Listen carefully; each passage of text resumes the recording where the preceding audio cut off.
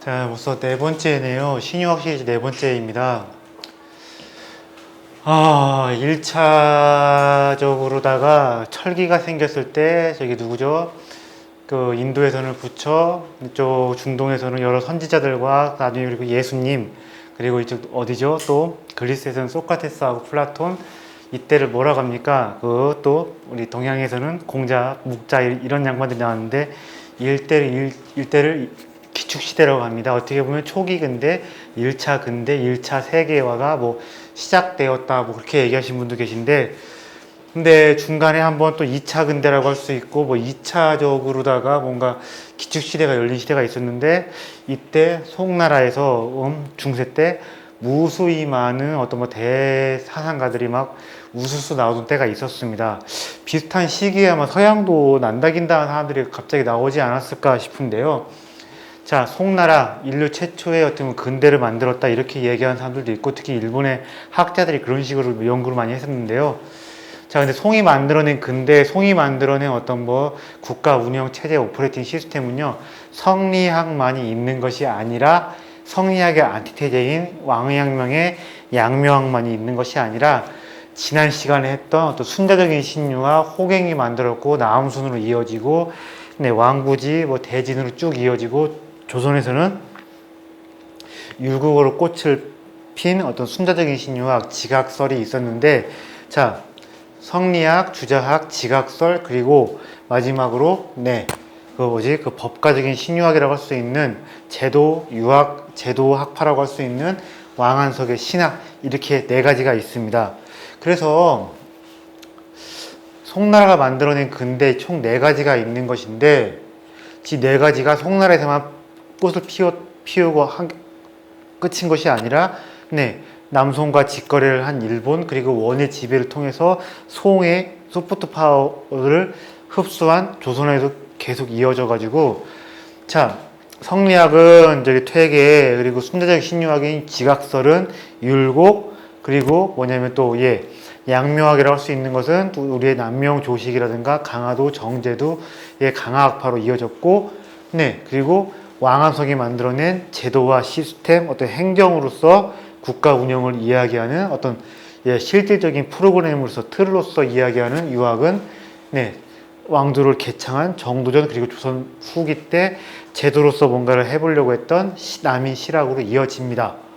자, 그래서 송이 만들어낸 네 가지 근대가 전부 다 조선에서도 나름 꽃을 피웠고, 그 네 가지 그것이 서로 막 기량하고 경쟁하고 그랬는데, 제가 알기로는 아마 일본에도 이토진사이, 우규소라이 해서 그쪽도 아마 뭐 순자의 누구, 무슨 주자학은 누구, 그리고 양묘학은 누구, 법가적인 신유학은 누구 해서 거기다 뭐 네 가지 이런 것들이 서로 경쟁을 하고 치고 받았을 거예요. 그래서 오늘 하는 이 왕한석은요, 단순히 왕한석의 신법, 북송 때 이야기만 하는 것이 아니라 동아시아 하상사를 입체적으로 제대로 이해하기 위해서 우리가 알아야 되는 것을 좀 공부를 하는 것이고, 또 이렇습니다.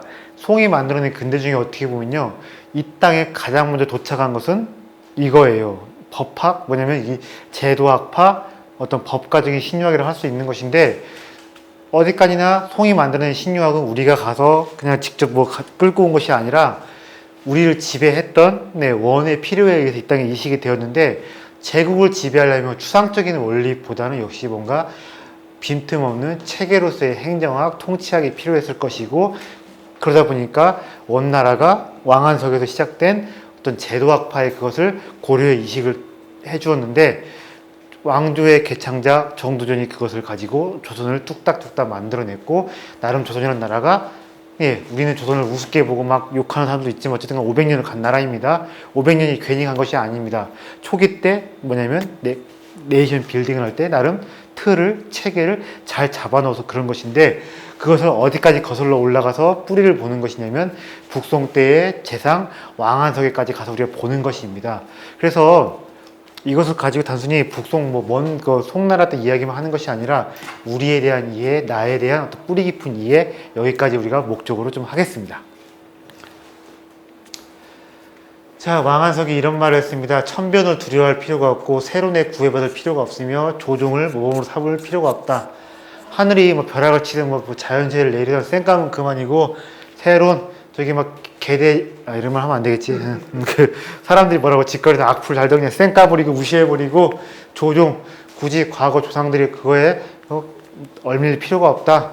내가 옳다 싶으면 이 길이 맞다 싶으면 이것이 부강병을 위한다 싶으면 조상들의 뭐 설레 사람들이 뭐 입방아 뭐 그 자연재해 이런 거 다 무시해버리고 그냥 나는 내 길을 간다 이런 것인데 자 중국 역사 최고의 개혁가 왕한석 개혁가로서 어떤 왕한석이 뭐냐면 이렇게 아이콘화 되어 있는데 대략 오늘 뭐 왕한석의 인간과 세계관, 경제관, 성인관, 당대의 뭐 쟁점들, 신법의 구체적인 컨텐츠들 이야기할 것인데요.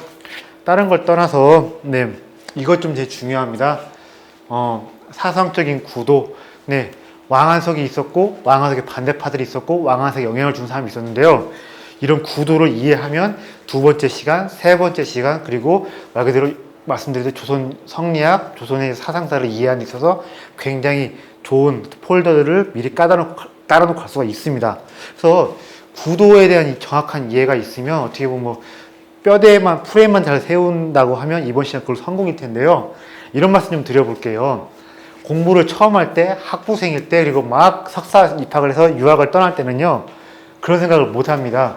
어떤 미친 천재가 정말 엄청난 그런 그 사람이 갑툭튀해서 뭔가를 크게 만들었을 거다 이렇게 생각을 하는데 그렇지가 않습니다. 왜냐면 이런 거예요. 천재 혼자서 존재하는 것이 아니라 천재들인 것입니다.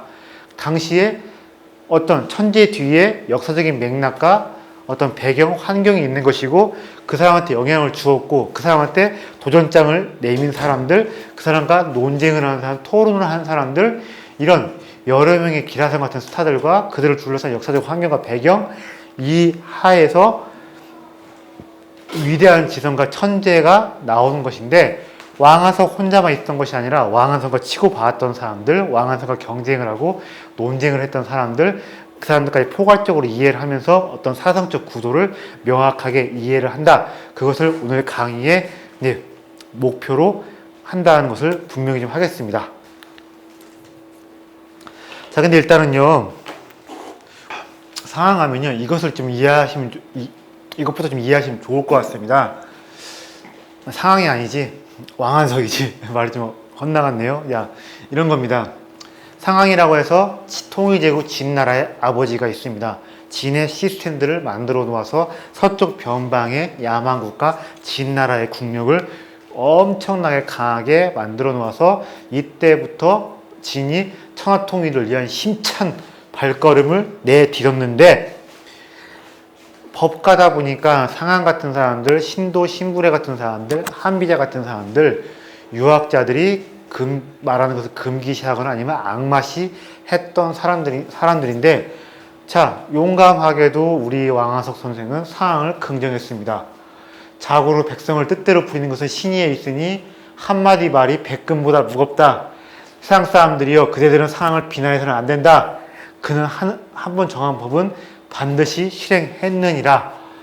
뭐 이렇게 얘기를 했는데 법가라는 사람들이 굉장히 신뢰라는 사회적 자원을 중시하는 사람들인데 그거에 대한 왕한석의 통찰이 있었나 봐요. 근데 중요한 것은 이것입니다. 법가를 긍정했다. 왜 긍정했을까? 법가는 어떤 사람들입니까? 인간의 도덕성에 호소한 사람들이 아닙니다. 자, 좋은 세상 오려면 어떻게 해야 됩니까?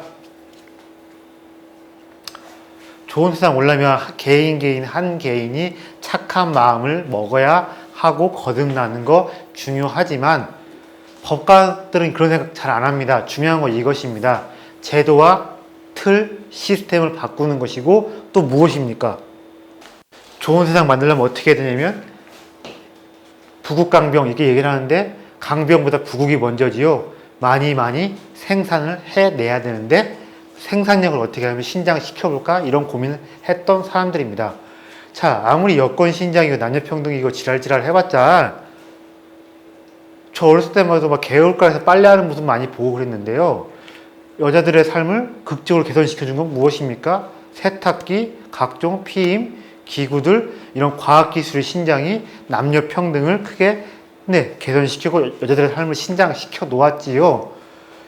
그러니까 이런 겁니다. 법가 쪽 사람들은 개인의 인성, 개인의 인격에 크게 호소하지는 않습니다. 제도, 시스템, 생산력에 호소를 해서 생산력이 신장되어야 제도가 시스템이 선진화되어야 좋은 세상 오고 사람들 살기가 좋아진다는 것인데, 우리 왕한석 선생도 역시 개혁가고 하다 보니까 법가를 좋아했는데 법가와 공통되는 특징이 있습니다. 생산력의 신장, 어떤 뭐냐면 제도와 시스템을 크게 뜯어 고쳐서 바꿔 놓아야 좋은 세상 올 것이다. 그래서 당시 분명히 유학자이고 유학 경전을 읽은 사람이지만 왕한석은 다른 유학자들과 크게 대조가 되는 측면이 있는데, 바로 뭐냐면 인격의 호소가 아니라 제도, 시스템, 틀, 그리고 생산력을 중시했다. 한 사람 한 사람이 착해지고 인격적으로 성숙해지고 뭐 거듭나는 것보다 훨씬 중요한 게 제도와 틀을 바꾸는 것이며 생산력을 신장시키는 것이다. 이런 사고를 한 사람이 바로 누구냐면 왕안석이라는 것입니다. 그래서 이런 겁니다. 한나라 때 유학이 국교가 되고 유교가 독존을 했다고, 독존 유술 어쩌고 했지만, 맞아요. 유학이 사상기를 통일한 건 사실이지만 법가, 무가 이런 것들이, 도가 이런 것들이 아예 죽었을까? 명가 이런 것들이 아예 죽었을까? 그렇지가 않습니다. 유학 내부에서 해서 경쟁을 하고 유학 내부에서 어떤 다양한 학파들이 등장했을 때 거기에 은근슬쩍 차용이 되고 표절도 되고, 이 사람들이 빌려가서 다른 유학자들과 경쟁을 할 때 법가 거, 무가 거, 순자 거 빌려가서 자기 이야기를 했는데, 유학 내부에 이렇게 보면요, 법가의 것을 가져다가 자기 주장을 이야기하고 유니크한 사상적인 토대와 특성을 만든 사람들이 있다는 것인데, 바로 왕한석으로 대표되는 사람들이고, 정두전도 뭐냐면 이렇습니다. 정두전도 책 보면 이래요. 관중을 긍정했는데 관중이 누굽니까? 유학자가 아니라, 관중이 어떤 말을 했습니까? 관중이 하는 말 중에 엄청 유명한 말이 있습니다. 뭡니까? 뭐가 뭐예요? 뭐 할 수 있다? 의식이 좋게야? 예의 염치를 안다? 이런 말을 했고, 또 관중이 이런 말을 했습니다. 가난한 백성을 절대로 다스릴 수가 없다 했는데, 법과 제도, 생산력을 긍정한 관중의 영향을 정두전도 받았는데, 정두전도 왕한석 까라인 겁니다. 네, 사람의 인격만 호소하는 것이 아니라 제도와 시스템, 생산력, 그리고 정두전으로 끝난 것이 아니라 조선 후기에 병자, 호란, 임진왜란을 겪고서 조선이 말이 아니었을 때 더 이상은 성리학의 공단만으로, 공립 공단만으로 가지고 안 되겠다. 제도 고칩시다. 시스템 개혁합시다. 생산을 위해서 우리가 무언가를 고민해 봅시다. 이런 사람 등장했는데, 바로 누구냐면 남인 실학자들이 그런 사람들이 많았는데, 역시나 왕한석 까라인 것이고, 남인 실학자들도 역시나 법가적인 문제의식을 차용을 했고, 이것이 나중에는 대원군에까지 이어져서 대원군이 나름 조선을 바꾸려고 했던 것에 법가적인 문제의식도 상당히 있다라고 보시면 되겠습니다. 그래서 쉽게 말하면 이런 것입니다.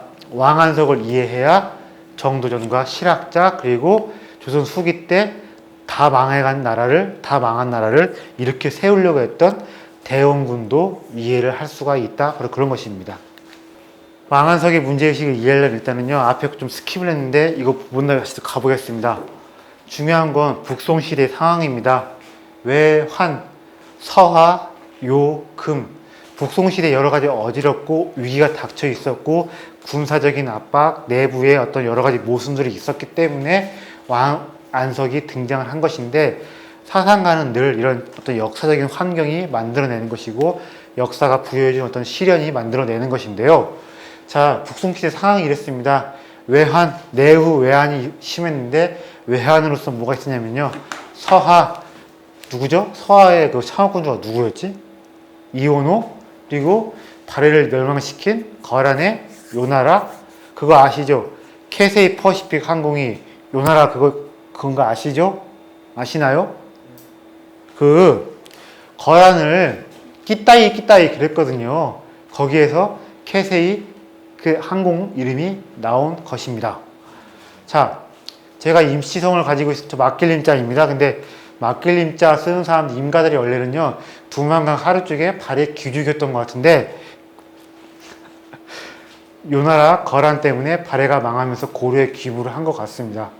가끔 이런 말도 안 되는 생각도 합니다. 아니면 그 손해배상 청구를 해가지고 당신들이 우리 발해를 멸망시켰으니까 좀 돈 좀 내라, 이런 말 같지도 않은 생각 좀 하고 있는데, 자, 어쨌든 서하, 요나라, 금나라 군사적 압박이 굉장히 심했습니다. 자, 근데요, 군사적 압박이 있고 어떤 뭐 대치를 하고 있는 상태가 여러 가지 고통을 주고 시련을 주는 건 사실이지만 꼭 그렇지만도 않은 게 어떤 게 있는 겁니까? 혁신, 생산성의 신장, 어떻게 보면 더 밀도 있는 국가 정치와 행정을 행할 것인지 여러 가지 뭐냐면 발전을 하게 뭘 줍니까? 나름의 긍정적인 자극도 주는 것 같은데 저는 이런 생각을 종종 합니다.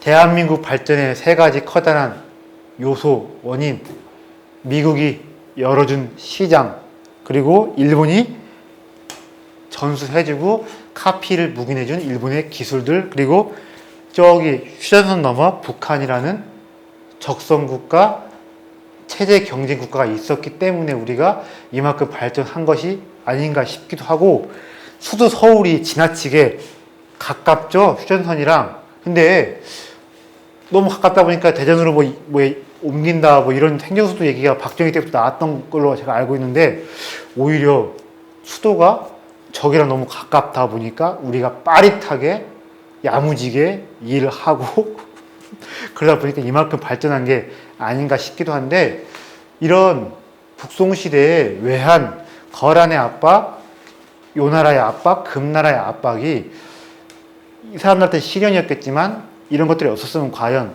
왕하석 같은 사람들, 주의 같은 사람들, 육구형 같은 사람들이 나왔을까? 저는 그렇게 보지가 않습니다. 그래서 뭐든 경쟁이 있고 쫄려야 하고 압박이 있고, 저 글 쓰는 사람은 그걸 압니다. 글은 어디서 누가 만들어내는 겁니까? 무엇 때문에 나오는 거예요? 예, 그 누구죠? 예, 마감이란 시간과 편집자의 갈굼이 있기 때문에 나오는 것인데, 이런 군사적인 압박과 경쟁이 송나라의 발전에 저는 크게 원인이 되지 않았나 이런 생각을 하고 있습니다. 그리고 안으로는 이런 문제가 있습니다.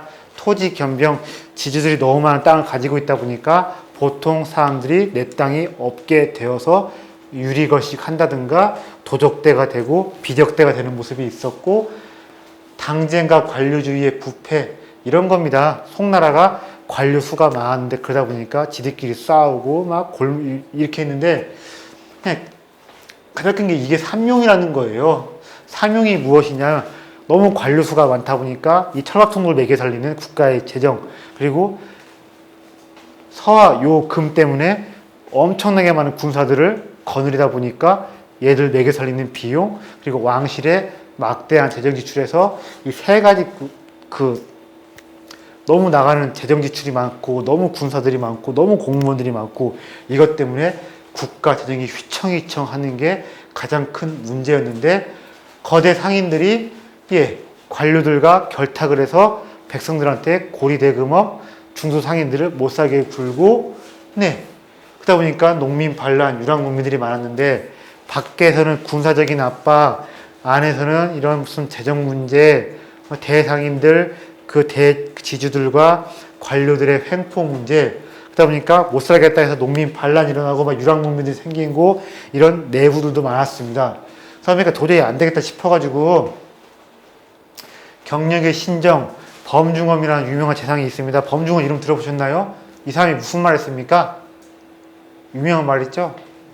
천하의 근심을 먼저 앞서 근심하고 천하의 그 편안함을 나중에 누린다. 뭡니까? 나름 사대부들의 뼈대, 척추, 골기를, 동아시아 사대부들의 어떤 정신을 어떻게 보면 가장 먼저 뭐랄까요? 저 별로 유학 좋아하는 사람은 아니지만, 그래서 뭐냐면 유학이라는 게 어떤 정말 좋은 면을 보자고 하자면 나름 뭐냐면 사회 지도층들의 책임의식, 거기에 뭔가 긍정성이 있다고 좀 보는 입장이고, 메이지 유신할 때도 보면요, 일본 무사들이 맹자의 책을 읽고 이런 책을 읽다 보니까 이제 우리가 칼잡이가 아니라 책임 있는 엘리트 의식을 가져야 한다는 각성이 있었기 때문에 유학적인 긍정성을 배워서 메이지 유신에 적지 않게 독립이 된 것도 좀 있지 않나 생각을 하고 있는데, 서울대학교 박훈 교수가 그런 말씀 많이 하십니다. 범중엄이 그말 얼마나 좀 섹시합니까? 예. 천하의 우환을 내가 먼저 앞서서 근심하고 천하의 환난을 내가 앞서 근심하고 천하의 편안함을 내가 맨 뒤에가 누리겠다. 사대부들의 치자들의 엘리트들의 책임의식을 이렇게 굉장히 섹시한 말을 던진 범중엄이 있었는데, 이 범중엄한 양반이 도저히 막 이거 너무 진짜 안 되겠다 싶으니까 개혁을 하려고 했는데, 이 개혁이 실패를 했고 그 다음에 등장한 사람이 누구냐면 오늘 이야기한 왕안석이라는 사람인 것입니다. 자, 근데 개혁은요, 혼자서만 어쩌고 할 수 있는 것이 아닙니다. 누가 있어야 됩니까?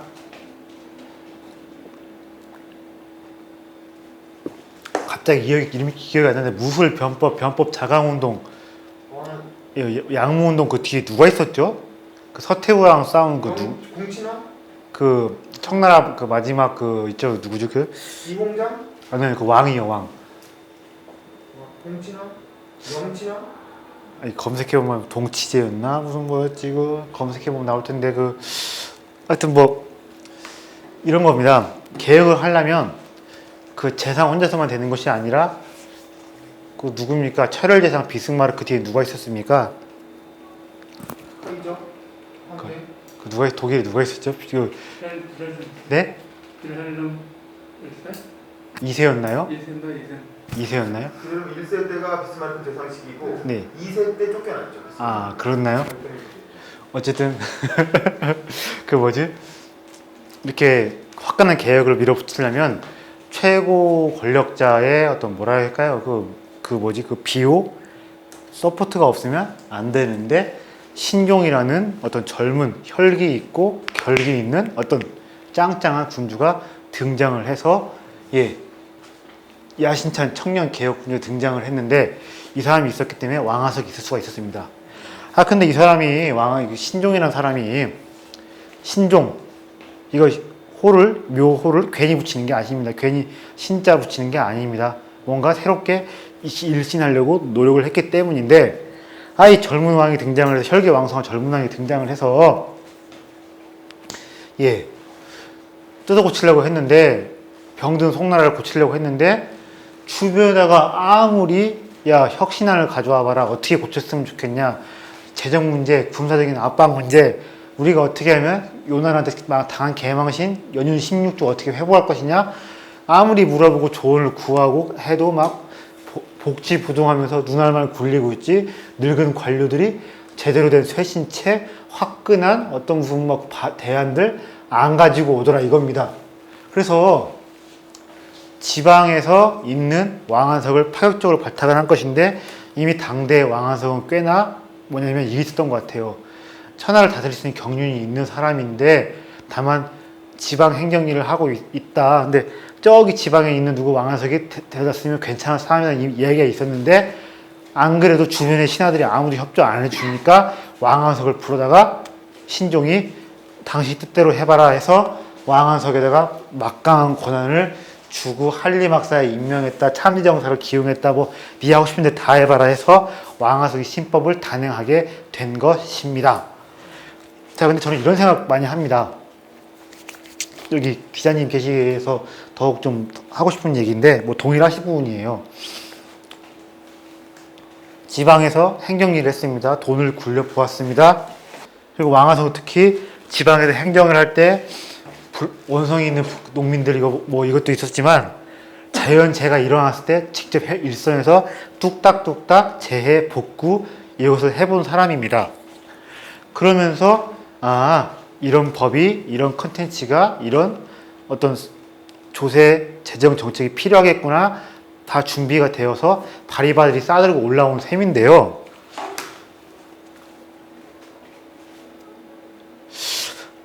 꿈이 크고 야심이 있는 청년 정치인들이 여의도에 서성거리면서 국회의원 비례 지역구 공천을 받는 게 이게 맞는 순서인가 싶습니다.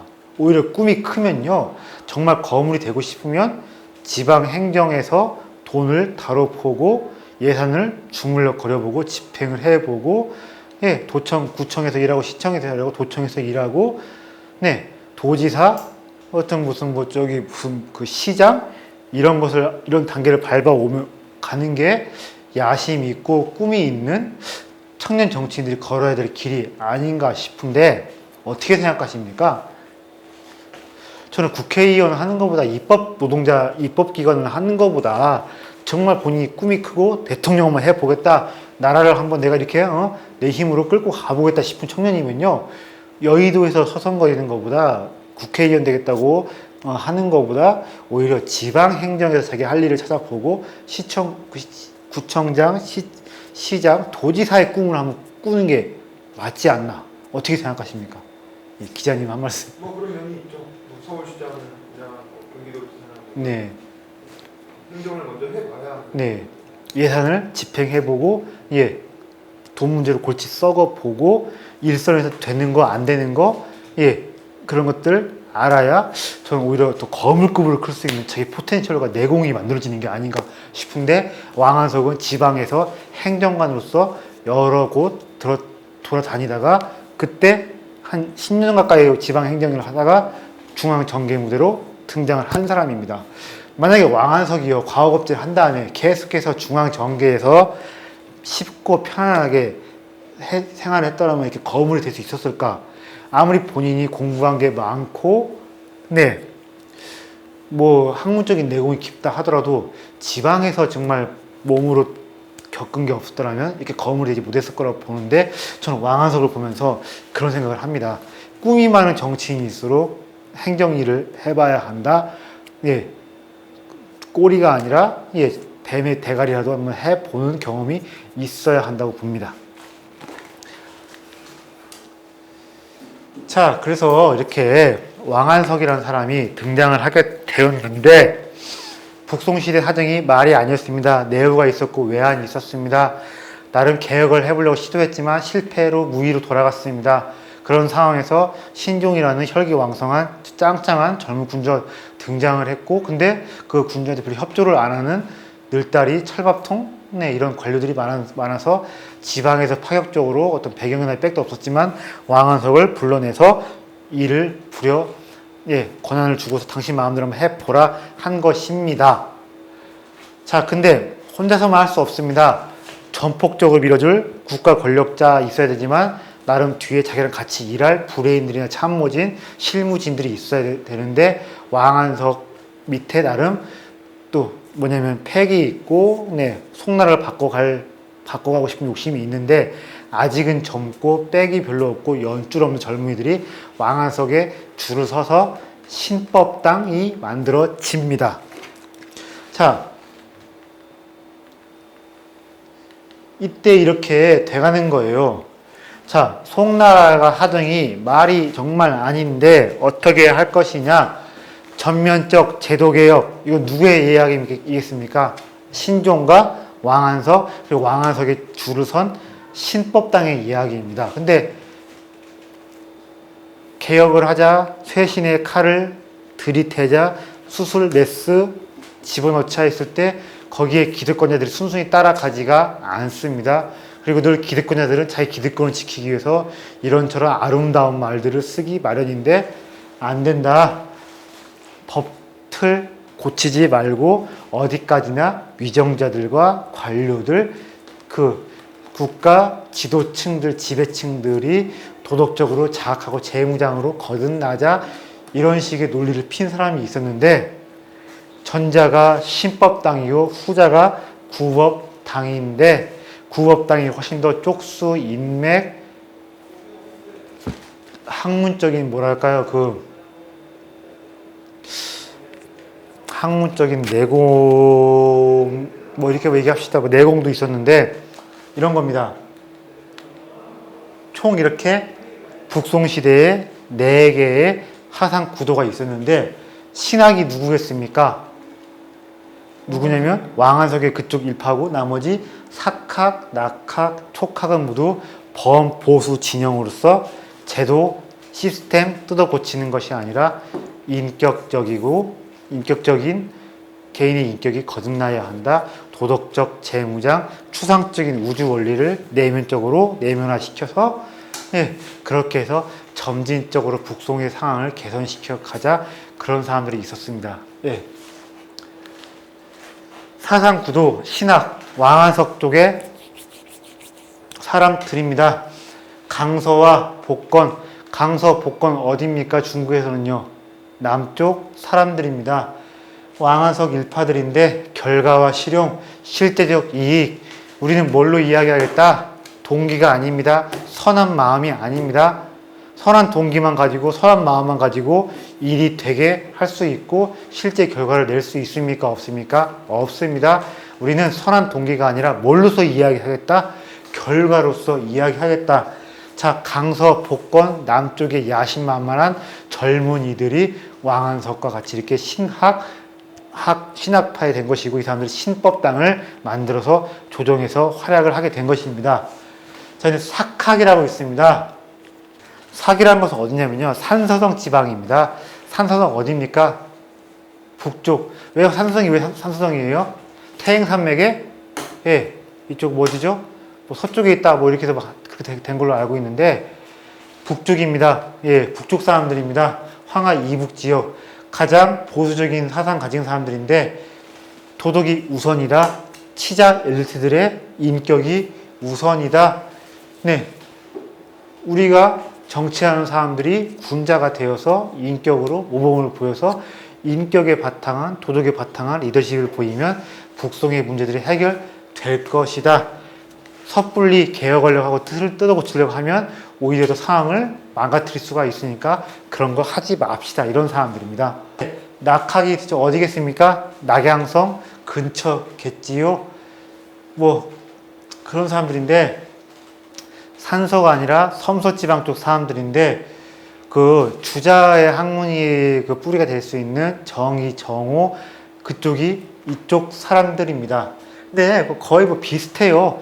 아까 말씀드린 가장 보수적이라고 하는 사학 쪽 사람들이랑 사학 쪽 사람은 거의 비슷한데 근데 사람은 대부분 이것이 있습니다. 단순히 도덕만 이야기하는 것이 아니라 천리, 도, 성 해서 어떤 뭐냐면 형이사학적 원리, 우주적 원리 예, 그런 것들을 이야기했고 이런 것들을 어떻게든 간에 내면화 시켜놓고 내 안에 넣어놓고 내 안에서 자각을 해서 예, 모두가 단순히 군자가 되는 것이 아니라 단순히 군자 되는 것이 아니라 성인이 되어야 한다. 내가 천리를 마주하고 천리를 내 안에 넣고 내 안에서 밝힐 수가 있으면 우리가 성인이 될 수 있는 것인데 그렇게 형이사학적인 원리에 대해서 공부를 하는 것이 우선인 것이지 함부로 누구냐 예, 걔들처럼 저기 철딱선이 없는 신법당 애들처럼 제도 개혁 이거 논하지 말라 이것입니다.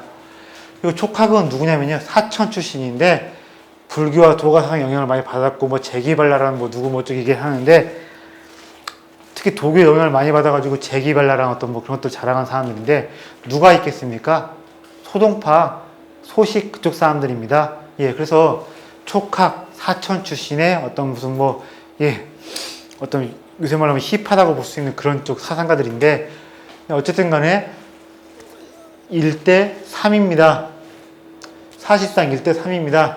사학, 낙학 쪽 사람들이 모여서 구법당이 만들어지었고 왕한석의 신법당과 맞서는 구법당이 예, 이렇게 결성이 되어서 계속해서 조정은 신법당과 구법당이 이렇게 치열하게 싸우게 되었습니다. 신법당한테 아예 힘을 싹 몰아줘서 이렇게 제도를 싹 고쳐 이게 하면 좋았을 텐데 그런 기간이 오래 가지가 않았고 신종이 죽으니까 다시 구법당이 득세를 해서 옛날에 제도 싹 다 다시 또 막 그 원위치 시켜놓고 왕한석이 했던 것들 싹 다 없애버리고 또 갑자기 또 신법당이 또 정권을 잡아서 도로 또 제도를 180도 거꾸로 고치고 이렇게 해버렸는데 이렇게 왔다 갔다 하면서 송나라는 더 좀 망가진 감이 있습니다. 제일 나쁜 제도가 법이 무엇이냐면요. 아예 나쁘더라도 이것이 일관적으로 오래 가고 꾸준히 가면 괜찮아요. 근데 좋게 해보려다가 고치고 다시 또 없고 다시 또 고치고 왔다 갔다 하면서 백성들은 휘청휘청 거리고 나라는 망가져가기 쉬운데 이렇게 신법당과 구법당이 극단적인 대결을 하고 환국이 일어나면서 송나라가 더욱더 망가져가고 그러면서 금나라한테 작살이 난 게 아닌가 싶습니다. 자, 근데 주로 개혁파들은요, 강서, 복건, 남방 출신의 어떤 사람들 젊은이들이 많았고 그 보수파 구업당은 북방 출신의 나이 좀 있는 사람들이 많은데 이게 참 어려워요. 독립운동하는 사람들, 민족해방 운동하는 사람들도 엄청나게 많이 대학을 싸운 걸로 알고 있습니다. 근데 단순히 해방 이후에 만들어야 할 나라가 공산주의 국가냐, 시장경제, 자본주의 국가냐, 이런 것만 가지고 싸운 것 같지는 않아요. 뭐 때문에 많이 싸웠을까요? 어린 놈이 뭘 알아? 세대 갈등 문제가 심각했을 겁니다. 그래서 젊은 사람들이 주로 사회주의 쪽으로 많이 경도됐을 것이고, 나이 드는 사람들은 주로 우파, 민족주의 쪽이었을 것이고, 또 그것만 있었던 것이 아닐 겁니다. 조선시대 때 우리가 뭐가 좀 심했습니까? 지역 감정. 예. 해방 이후에 호남 차별은 명함도 못 낼 정도로 뭐가 심했어요? 서북 사람들 엄청나게 차별했지요. 그래서 평안도 사람들과 평안도 쪽 인사들과 한양 쪽 경선 쪽 사람들 간에 이런 것들이 갈등이 독립운동 내부에서도 엄청나게 심했을 겁니다. 그리고 뭐 또 있었습니까? 네가 임마 이렇게 시대가 좋아졌으니까 나랑 이렇게 한상 위에서 같은 테이블에서 나랑 맞짱 뜨는 거지 어디 감히 상놈 이거 나오면 어떻게 되는 겁니까? 그냥 상 때려 엎고 그때부터 멱살 잡고 싸웠을 겁니다 아마. 우리가 봤을 때 좀 찌질하게 보였을 거지만 당시 아마 지역 문제로, 계급 문제로, 나이 문제로 뭐냐면 독립운동 하던 사람들이 엄청나게 싸웠을 거예요. 교과서에서 우리가 잘 못 가르칩니다만 사람 사는 곳에서 그런 게 없었을 리가 있을까요? 제가 알기로는요, 그거 엄청나게 싸웠던 걸로 알고 있고, 겉으로는 무슨 뭐 이런 노선, 저런 노선, 뭐 어쩌고 하지만, 인간의 무슨 뭐죠, 어린 놈의 새끼가 뭘 알아? 상놈이 뭘 알아? 상놈이 건방지게 말이야, 일제 지배받는 게 낫지, 기후 놈들 지배받는 것보다 일제가 낫다, 이런 식으로 아마 서로 엄청나게 싸웠을 것인데, 신법당과 구업당 뒤에서 이런 겁니다. 신법당은 남쪽 사람들이고 젊은 애들이고 중소 지주, 중소 상인들이 뒤에 있었고요. 구업당은 뭐냐면 나이가 좀 있었고 기존에 인맥이 짱짱한 사람들이고 북방 쪽 사람들이고 뒤에 대지주와 대상인들이 있었는데, 자, 남방 쪽의 사람들은 법가적이고 북방 쪽의 사람들은 정통 유가적이다. 그리고 대지주가 북방 구업당 쪽에 있었고 대상인들이 구업당 쪽에 줄을 대고 있었다. 이런 사상적인 문제와 어떤 또 뭐냐면 경제 계층적인 문제도 있었지만 제가 봤을 때는요, 더 큰 문제가 나이 문제, 그리고 또 뭐냐면 남쪽이냐 북쪽이냐 이런 문제도 꽤 있었을 것입니다. 지금도 중국은요, 북과 남의 어떤 뭐 언어, 문화, 기질, 사상 차이가 큰데 그때도 역시나 마찬가지였을 것이고, 그러다 보니까 더욱더 물과 기름처럼 대립하지 않았나 싶습니다. 이때도 막 어떻게 싸웠냐 뭐 하는 거 보면요, 이랬던 것 같아요. 어린 놈들이 건방지게 들이댄다. 저것들이 말이야, 철딱선이 없는 것들이 하나만 알고 둘은 모르는 상태에서 섣불리 막 메스를 내려고 한다 해서 굉장히 좀 세대 간의 갈등 문제, 저 꼰대놈들 말이야, 자기 기득권 때문에 벌벌 떠는 거 참 재수 없다, 반말 못 팔았다, 이런 얘기 나왔어요. 이미 문헌에 확인이 되고 있는데, 정치의 문제가 세대의 문제 그리고 지역의 문제하고 유착이 이렇게 되어 있으면 더욱더 뭐냐면 거리 좁히는 게 어렵지 않나 싶습니다.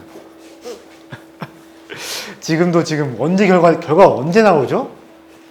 국민이 예, 11일 11일 이번 금요일에 나오나요? 투표는 벌써 이미 끝났죠? 당원 투표는 끝났습니다.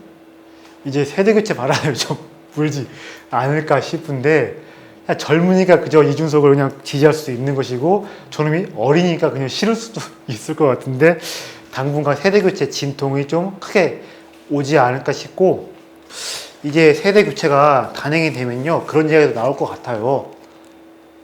북쪽에서 이미 보니까 2개의 코리아 어쩌고 얘기한 것 같은데, 걔들이 정치의 세대 교체가 우리보다 빨랐지요? 그러다 보니까 걔들도 영구 분단을 인정하자. 그런 이야기가 나오는 것 같은데, 우리도 정치의 세대교체가 돼버리면 통일은 어디까지나 기성세대의 망상일 뿐이다. 우리 이제 서로 갈 길 가고 남남으로 살자. 영구 분단 이야기가 나올 수도 있지 않을까 싶고, 저는 또 이런 얘기 좀 주문해보고 싶습니다.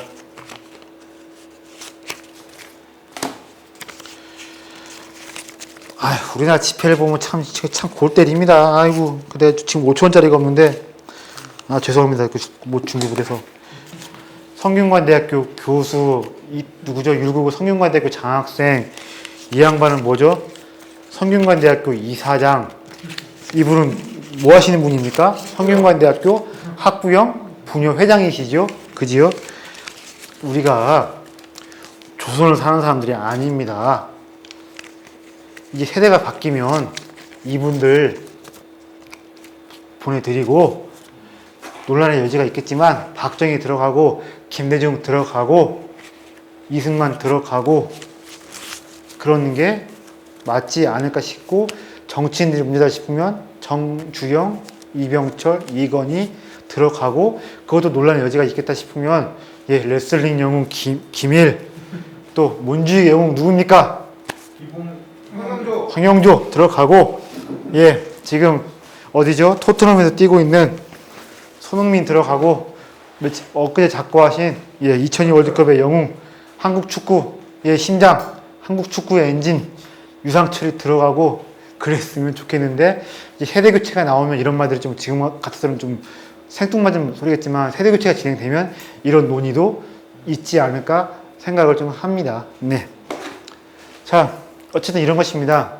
신법당은 뭐냐면 중요한 것은 결과다. 결과를 내고 국력을 키우기 위해서 제도를 뜯어 고치자. 구법당은 무엇이다? 안 된다. 현실의 부분적, 점진적 개선이면 족하고, 중요한 것은 치자와 엘리트들의 도덕성이다. 제도의 신법, 도덕과 인격의 구법당, 바로 그런 것입니다. 그래서 총 5가지 논쟁의 포인트가 있습니다. 제도냐, 인격이냐. 제도는 어디까지나 누구의 힘이고 누구의 뭘로 드러나는 것입니까? 국가 행정으로 드러나는 것인데, 국가의 적극적인 지도력이냐, 아니면 관료의 자율이냐. 신법당은 뭐겠습니까? 제도인 것이고 국가의 지도력입니다. 하지만 구법당은 뭐겠습니까? 인격인 것이고 관료와 특히 지식인들의 자율입니다. 자, 그리고 주례와 춘추, 이거 가지고 다투어요. 주례 같은 경우는 뭡니까? 주 나라의 예라는 것인데, 주례가 무슨 책이겠습니까?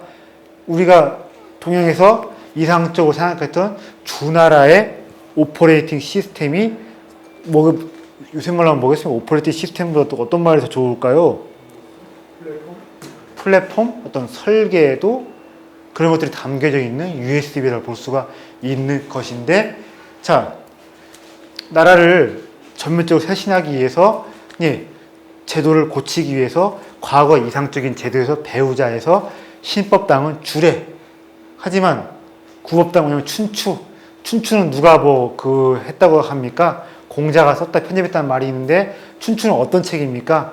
역사적 인물들에 대해서 도덕적으로 평가를 해서, 이 사람은 효자네, 충신이네, 이놈들은 삐뚤어진 놈들을 우리 동아시아에서 뭐라고 합니까? 말 안 듣고 질서를 어지럽히고 임금한테 막 들이대고 아버지 어머니한테 함부로 하는 놈들 뭐라고 합니까? 난신적자라고 하지요. 자, 인물들을 가지고 도덕적으로 어떻게 합니까? 평가를 내려서 너는 이렇게 살아야 한다. 도덕적인 교훈을 역사에 찾는 책이 바로 무엇입니까?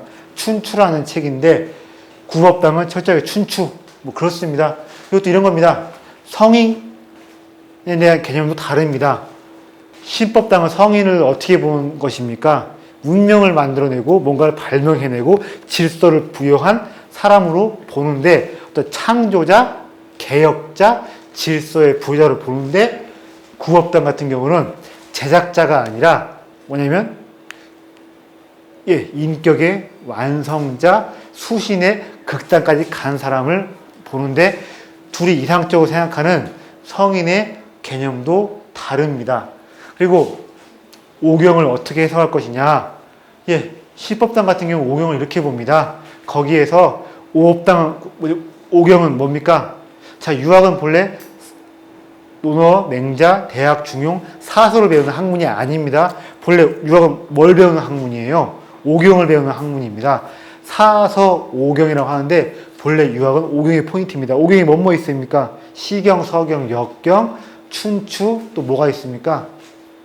얘기가 있지요. 근데 시법당 같은 경우는요, 오경을 역사서로 봐가지고요, 오경에서 우리가 국가의 흥망성쇠의 원리를 볼 수가 있고, 나라가 더 강해지고 나라가 망하지 않으려면, 나라가 힘이 세지려면 참고할 수 있는 실용적이고 필연적인 법칙들이 있다라고 보는 입장입니다. 그래서 시법당 같은 경우는 오경을 철저하게 역사서로 보고 거기에서 부국강병을 위한 실용적인 지침들을 뽑아내보자 입장이면, 국어법당 같은 경우는 오경을 뭐냐면 말 그대로 경전으로 보는 것인데, 오경에서 성인들의 신법과 성인들의 마음과 진리 이런 것들이 있다라고 보아서 철저하게 오경을 도덕적으로 해석하고요. 또 한당의 계승 문제가 있어요. 한나라를 대표하는 군주가 누구 있습니까? 한무제가 있습니다. 당나라를 대표하는 군주 누가 있습니까? 장태종. 당태종이 있지요. 자, 국업당 사람들이 당태종과 한무제를 좋아할까요? 싫어할까요? 개 싫어합니다. 특히 당태종은 왜 싫어합니까? 왕이 되기 위해서 어떻게 했습니까? 형제들 다 칼부림에 싹 다 쳐내버렸고, 왕을 아버지를 어떻게 했습니까? 백담사 이런 데로 보내버렸죠.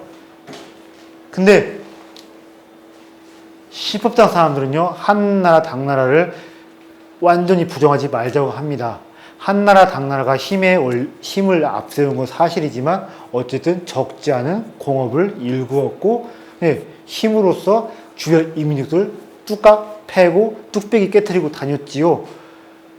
한나라 당나라를 전면적으로 도덕의 이름으로 부정하는 것이 아니라 잘한 것들은 배우고 부국강병을 위해서 당태종의 지혜, 당나라 때의 그런 성당 시절의 업적들 제대로 재검토를 해봐서 취할 것은 취해야 한다는 입장이었습니다. 자, 근데 여기서 사서를 누가 만들어냈다고 했죠? 사서는 어디까지나 주의가 만들어낸 책입니다. 예기에서 형이사학적인 원리 이런 것들이 담겨져 있는 대학과 또 중용을 끄집어내서 논어 맹자. 자, 논어 맹자에다 깨알같이 어떤 정의 무슨 그래서 과거의 북숭 그런 이런 국업당 쪽 사람들이 주석을 단 것을 가지고 본인이 정리를 해 놓았는데, 논어, 대학, 중용, 그리고 논어, 맹자, 대학, 중용들에다가 어떤 신법, 추상적인 원리, 마음 닫기, 심성 위주로 주석을 달고 정리를 해 놓아서 사서라는 체계를 주의가 만들어 놓았고, 남송 시대에 가고, 그리고 나중에 원나라 때 주의 학문을 정통으로 편입을 하면서 그때서야 사서의 체계가 만들어진 것인데요. 유학이 사서의 학문이 된 것은 굉장히 늦은 때 이야기인데, 사서는 주로 뭐겠습니까? 부국강병 제도가 아니라 신법, 추상적인 원리, 도덕적 이것인데, 나중에 우리 조선도요, 뭐가 있었다고 했습니까? 실학자들이 있어가지고 실학자들이 제도 개혁과 시스템 정비를 하자고 했다고 했지요. 근데 우리나라 실학자들이 그러면요, 어떤 책을 많이 참고했을까요? 사서겠어요? 아니면 오경이겠어요? 조선조의 유학자들도 제도를 고치고 시스템을 일시하자는 사람들은요, 사서보다는 오경에 근거해서 이렇게 좋은 제도, 좋은 법들, 좋은 정책들 만들어 보자고 이야기를 했습니다. 성호 이익과 다산정약용이 그렇게 했는데, 다산정약용과 성호와 다산도 이 사람들처럼 오경을 제도 중심으로 해석을 해서 오경이 더 중요하다. 오경을 그리고 제도 중심으로 해석해보자.